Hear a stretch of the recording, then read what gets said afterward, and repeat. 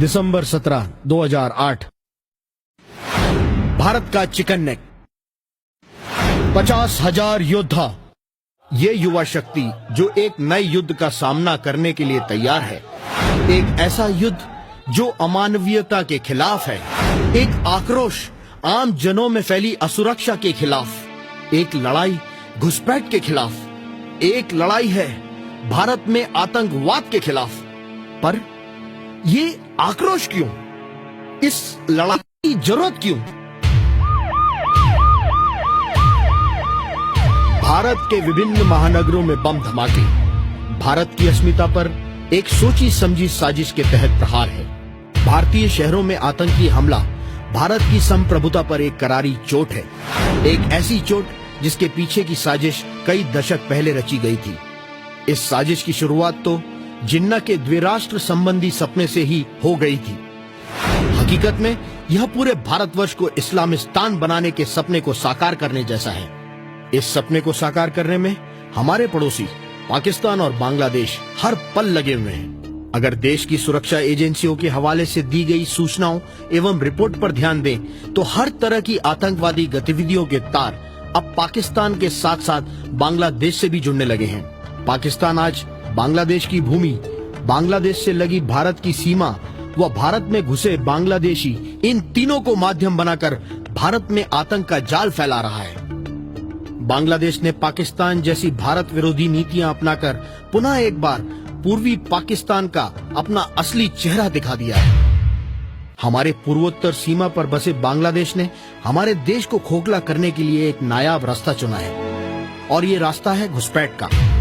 ये घुसपैठिए जो कि भारत बांग्लादेश की खुली सीमा से हमारे देश में प्रवेश कर रहे हैं और यहाँ की अर्थव्यवस्था को खोखला करने के साथ साथ हमारे देश के सामाजिक और सांस्कृतिक ढांचे को बर्बाद करने के षड्यंत्र को सफलतापूर्वक अंजाम दे रहे हैं। घुसपैठ का मतलब है एक सोची समझी रणनीति के तहत एक क्षेत्र विशेष में अपने लोगों को गैर कानूनी ढंग से घुसाना, जिसका इस्तेमाल बाद में अपने फायदे के लिए किया जा सके।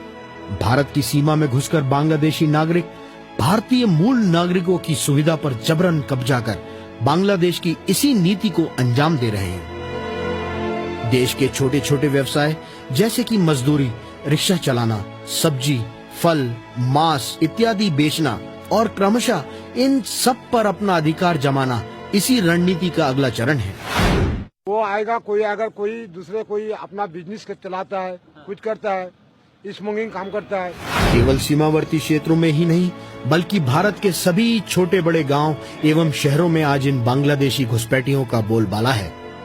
बांग्लादेशी का आदमी सब घुसकर ऐसा बन गया कि इंडिया का आदमी हार गया, क्योंकि इंडिया का आदमी का जमीन सब ले रखा कि बांग्लादेश का आदमी सब किसी को पिलाता है, किसी को और कुछ करता है। उन लोग तो बच जाता है लेकिन हम लोग फंस जाते हैं, क्योंकि हम लोग तो दिहाड़ी यही करना है, खाना यही करना है, हगना मुतना यही है, हम लोग को जगह तो नहीं है। और सवाल ये उठता है कि ऐसी स्थिति उत्पन्न हुई ही क्यों? अगर हम इस प्रश्न का उत्तर ढूंढें तो ये हमारे सामने राजनीति का एक अवसरवादी चेहरा उजागर करता है। बांग्लादेशियों के इस दुस्साहस के पीछे कहीं न कहीं हमारी राजनीतिक दलों की मुस्लिम तुष्टीकरण नीति भी जिम्मेदार है।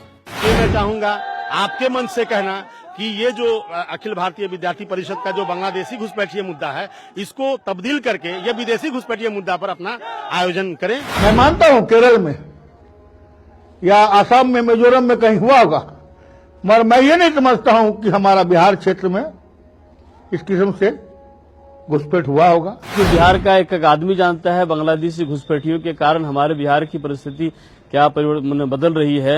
आजादी के बाद बनी सभी सरकारों ने इस समस्या की जानकारी होते हुए भी इसकी उपेक्षा की, क्योंकि इससे उनके वोट बैंक का हित सत्ता था। इसी का एक उदाहरण है IMDT एक्ट, जिसके फलस्वरूप लाखों घुसपैठियों को नाजायज संरक्षण मिला। ये सियासती पार्टियां केवल अपने सत्ता सुख के लिए देश की संप्रभुता, अखंडता और अस्मिता के साथ समझौता करती रही हैं। इसी का परिणाम है कि हमारे देश में लगभग 5 करोड़ बांग्लादेशी घुसपैठिए आ चुके हैं और पूर्वोत्तर भारत को हमेशा के लिए बृहद बांग्लादेश का हिस्सा बनाने के लिए प्रयासरत हैं। इसके लिए असम के 11, पश्चिम बंगाल के 9, बिहार के 6 और झारखंड के 3 जिलों में घुसपैठ लगातार हो रही है। आज भी बांग्लादेश अपने लोगों को भारत में घुसपैठ कराकर इसी उद्देश्य की पूर्ति में लगा हुआ है। 2005 में माननीय सुप्रीम कोर्ट द्वारा इस IMDT एक्ट को देरी से ही सही असंवैधानिक करार दिया गया। आज भी लोग, पश्चिम बंगाल के लोग बांग्लादेश को अपना ही एक अंग मानते हैं। पश्चिम बंगाल में, खासकर कलकत्ता में हो, मुर्शिदाबाद जिला में हो, धुलियान में हो या बहरमपुर में हो, नदिया जिला में हो, तो आज भी जो भारतीय लोग आ रहे हैं किशनगंज में, जो उसके सगे संबंधी हैं, जिसके यहाँ आ रहे हैं और यहाँ आ रहे हैं, तो पहला तो है कि यहाँ पर जमीन खरीदते हैं। देखिए, मैं तो कहूंगा कि बांग्लादेशी घुसपैठ ये समस्या राजनीतिज्ञों की इच्छा शक्ति की कमी है। आज भारत में राजनीतिज्ञ इतने अपने स्तर को गिरा चुके हैं कि वो वोट के कारण, सत्ता में बने रहने के कारण, सत्ता के लोलुपता के लिए पूरे देश के अस्मत को गिरवी पर रखना चाहते हैं। ABVP ने प्रत्यक्ष रूप से भारत बांग्लादेश सीमा का सर्वेक्षण करने का निर्णय लिया। साथ ही साथ बिहार, पश्चिम बंगाल, नेपाल और बांग्लादेश सीमा से घिरे हुए चिकन नेक क्षेत्र का भी सर्वेक्षण किया गया। इस सर्वेक्षण रिपोर्ट की एक प्रति तत्कालीन राष्ट्रपति डॉक्टर अब्दुल कलाम को सौंपी गई। सर्वेक्षण से उजागर हुए तथ्य और आंकड़े चौंकाने वाले हैं। भारत बांग्लादेश सीमा पूर्ण रूप से खुली हुई है, बाढ़ क्षतिग्रस्त है। इन सब के परिणाम स्वरूप बांग्लादेशी प्रतिदिन भारत में घुसपैठ कर रहे हैं। प्रत्यक्ष सीमा के ऊपर नए गांव बसाए जा रहे हैं। इन सब का असर अब हमारे भौगोलिक और जनसंख्या संबंधी स्वरूप पर साफ दिखने लगा है। सीमा पर लगे कई गांव बांग्लादेशी मुस्लिम बहुल हो गए हैं। चिकन नेक के 80% क्षेत्र पर बांग्लादेशी घुसपैठियों का ही नियंत्रण है। बांग्लादेशी मुस्लिम बहुल गांव आज कई तरह की भारत विरोधी गतिविधियों का केंद्र बने हैं। ABVP की भारत बांग्लादेश सीमा सर्वे 2007 की रिपोर्ट के अनुसार 12 सीमावर्ती बांग्लादेशी जिलों में लगभग 200 आतंकवादी कैंप चलाए जा रहे हैं, जिनका एकमात्र उद्देश्य भारत में आतंकवादी गतिविधियों द्वारा अस्थिरता फैलाना है। भारत में सीमा स्थित राज्यों से लेकर पूरे भारत में घुसपैठियों का ऐसा नेटवर्क स्थापित हो चुका है, जो कि गाय मवेशियों की चोरी और फिर तस्करी से लेकर जाली नोट, हथियार, गांजा, अफीम की तस्करी और वैश्यावृत्ति जैसे जघन्य कार्यों में संलिप्त हैं। जो बांग्लादेश से जो आते हैं, घुसपैठ करते हैं, यहाँ हमारे यहाँ मासूम किसानों की जमीन को ले लेते हैं और जमीन को लीज पर लेके और वो जो है अफीम की खेती माने काफ़ी मात्रा में लोग किए। यहाँ के किसान समझ नहीं पाए कि अफीम की खेती करते हैं। बहुत दिनों के बाद पता चला और प्रशासन ने ऐसे लोगों को पकड़ा भी, जेल के भीतर भी दिया।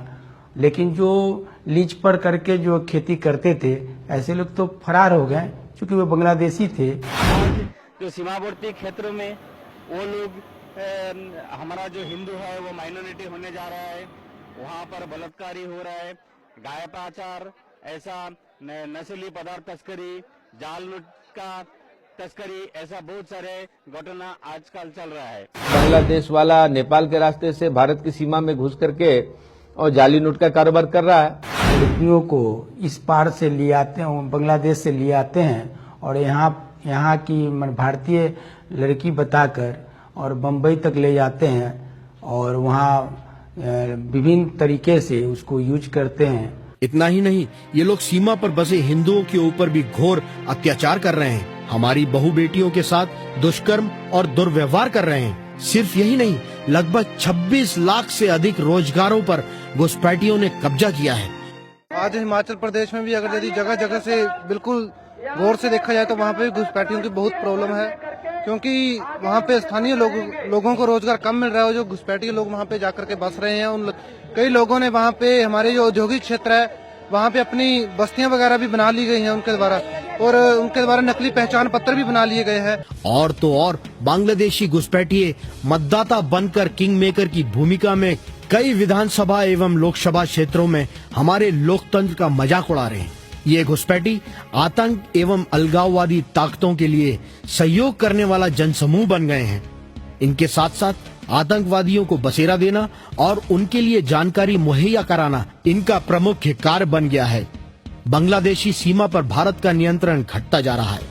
इस क्षेत्र में बांग्लादेशी मुस्लिमों द्वारा बढ़ती अनैतिक और अत्याचारी गतिविधियां वस्तुतः मानव समाज को शर्मसार और कलंकित कर देने वाली हैं। बांग्लादेशी घुसपैठियों द्वारा जनजातियों के ऊपर हमले करना आजकल आम बात हो गई है। सितंबर 2008 में असम के बोडो जनजाति के ऊपर लगातार 3 दिनों तक हमले किए गए। 22 गांवों को पूरी तरह से जलाया गया। 1 लाख से ज्यादा लोग बेघर होकर अपने ही देश में निर्वासित शिविरों में रहने के लिए मजबूर हो गए। याद कीजिए 90 के दशक में कश्मीर में भी इसी तरह की एथनिक क्लेंसिंग पॉलिसी आतंकवादियों द्वारा अपनाई गई थी। अगर इन पर समय रहते लगाम नहीं लगाया गया तो वो दिन दूर नहीं जब हमें जल्द ही एक और विभाजन की विभीषिका को झेलना पड़ेगा। जैसे वो बांग्लादेशी यहाँ पे हमारी जमीन पे हमारे देश में आते हैं, वो हमारी मंदिर, क्षेत्र, नामघर की जमीनें ले जा रहे हैं। जैसे कि आपको पता होगा कि काजीरंगा नेशनल पार्क जो है उसके भी करीबन 30-40% तक वो बांग्लादेशी अनुप्रवेशकारी द्वारा भर चुका है। स्वतंत्रता पश्चात बनी सभी सरकारों की नीतिगत खामियों के कारण सीमा पर सुरक्षा के इंतजाम या तो नगण्य है या फिर वास्तविक स्थिति से काफी दूर। हमारी सर्वे टीम ने इन सुरक्षा खामियों एवं सुरक्षा व्यवस्था की पूर्ण अनुपस्थिति को कई जगहों पर स्वयं देखा। ये सभी तब जब हमारे देश की सबसे बड़ी अंतर्राष्ट्रीय सीमा बांग्लादेश के साथ है। हमारे जवानों को सीमा की सुरक्षा के लिए पर्याप्त संसाधन तक मुहैया नहीं कराए गए। गंदी राजनीति हमारी प्रशासनिक समझ को इस तरह लील गई है कि हमारे सुरक्षा बल कोई ठोस कार्रवाई इन घुसपैठियों के खिलाफ नहीं कर सकते। बांग्लादेशी घुसपैठिया आप बोलते हैं, जरा हम आपसे सहमत नहीं हैं। इतना सब कुछ सिर्फ मुस्लिम वोट बैंक के लिए। इस वोट बैंक राजनीति की अगली क्रमिक कार्रवाई होती है इन घुसपैठियों को राशन कार्ड एवं चुनाव पहचान पत्र दिलाना, जिसके द्वारा इनको भारत की नागरिक का दर्जा प्राप्त होता है और फिर भारत में ही बैठकर भारत विरोधी गतिविधियों को अंजाम देते हैं। वो तो आया और अपने कोई रिश्तेदारों के यहाँ कोई और डायरेक्ट आकर के जगह जमीन खरीद करके बैठ गया, जिसको जहाँ जगह मिला, जहाँ सुविधा मिला उसको। कोई सुविधा नहीं। जैसे राशन कार्ड है, बीपीएल है, एपीएल है, इन हम लोग नहीं पाते हैं। पाता है कौन? जो बांग्लादेश से आता है वो पैसा दे देता है प्रधान को, कोई अफसर को पैसा दे दिया, उन लोगों का बन गया कार्ड। और हम लोगों का यहाँ का कोई कार्ड नहीं बन रहा है लोकल आदमी का। महाराष्ट्र सब हमको नहीं देता है, बांग्लादेश को देगा नहीं, बांग्लादेश रुपया देता है। ये क्या आदमी 3-3 घर ले लिया है। ये नंबर जो बांग्लादेश का आया है 3-3 के 4-4 ले लिया है। जबकि उनको यहाँ हर चीज का सहूलियत मिल जाता है, शेल्टर मिल जाता है, उसको राशन कार्ड मिलता है, सर्विस मिलता है। ये तो वेस्ट बंगाल गवर्नमेंट का पॉलिसी जो है न कुछ इस तरह का है जो हो जाता है। एबीवीपी शुरू से ही इस समस्या की तरफ पूरे राष्ट्र का ध्यान आकर्षित करने का सतत प्रयास करता रहा है। असम आंदोलन के माध्यम से सन 1979 में ही घुसपैठ की समस्या के खतरे को उजागर करना शुरू कर दिया था। समय समय पर अपने कार्यक्रमों के माध्यम से इस समस्या के प्रति राष्ट्र चेतना को जगाए रखा है। बांग्लादेशी घुसपैठ के बारे में ऐसा है कि आज लोग शायद इसकी गंभीरता नहीं जान रहे, ऐसा हमको लग रहा था। लेकिन बांग्लादेश की सीमा पर, बांग्लादेश के भूमि में भारत विरोधी क्या गतिविधियां हो रही है और किस तरह से सीमावर्ती क्षेत्र में बांग्लादेश के साथ जो सीमा है वहां क्या परिस्थिति हो रही है और वास्तव में ये कितनी गंभीरता है, ये शायद नहीं जान रहे, ऐसा हमको लग रहा था। ये समय की मांग है कि उसको, बाकी सब विषय तो चलेंगे ही और देश के विद्यार्थियों को इससे जोड़ते हुए एक निर्णायक संघर्ष प्रारंभ करना चाहिए, हमको आवश्यकता लगी। गुवाहाटी हाईकोर्ट के बाद अगस्त में जो असम में मूवमेंट बढ़ाया, हम तुरंत उस विषय को पकड़े, उसको एकदम प्रचार किया। उसी आधार पर एक अलग अलग कार्यक्रम करने के कारण इसको असर राष्ट्रीय लेवल पर पड़ेगा, ये हमको लगा था। आज इसका असर पड़ा है। हालांकि 1979 से इस मुद्दे को ज्वलंत बनाए रखना एक तरह से हमारी सरकारों की अक्षमता को प्रदर्शित करता है। फिर भी अखिल भारतीय विद्यार्थी परिषद अपने उद्देश्यों के प्रति पूर्णतः सजग रही। विद्यार्थी परिषद ने इस राष्ट्रीय संकट के समाधान के लिए 1979 में असम आंदोलन, 1980 में असम आंदोलन के समर्थन में पूरे देश में कार्यक्रम, 1981 में असम संकट पर राष्ट्रीय सम्मेलन, 1983 में सद्भावना यात्रा, 1983 में सितंबर में शहीद ज्योति यात्रा, गुवाहाटी जजेस फील्ड का ऐतिहासिक सत्याग्रह, 1983 में ही असम बचाओ देश बचाओ आंदोलन, राष्ट्रीय संविमर्श IMDT काला कानून का लगातार विरोध, 1992 में 3